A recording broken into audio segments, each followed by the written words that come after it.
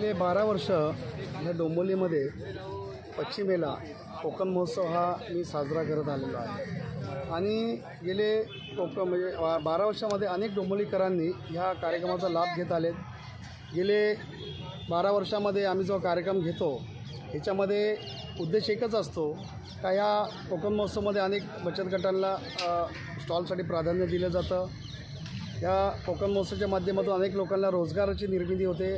हजारो लोकांचं घर या कोकण महोत्सवाच्या ह्याच्यातून व्यवसायातून चालतं आणि विशेष म्हणजे या कार्यक्रमामध्ये जे आपली सांस्कृतिक जे आपले डबल बारी असेल, दशावतार नाटक असेल, महाराष्ट्राची लावणी असेल, हे जे मुलं कुठे आजची पिढी विसरत चाललेली आहे त्याचं आम्ही परत एकदा इथे सादरीकरण करून कोकण महोत्सवामध्ये आपली महाराष्ट्राची लावणी काय आहे, दशावतार नाटक काय, डबल बारी काय आहे, ह्या गोष्टीची आम्ही प्रोत्साहन देत असतो लोकांना।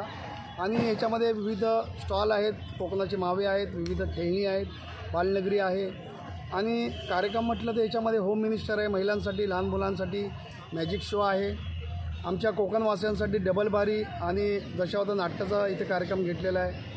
इथे सांस्कृतिक म्हणजे निबंध स्पर्धासुद्धा घेण्यात आलेली आहे।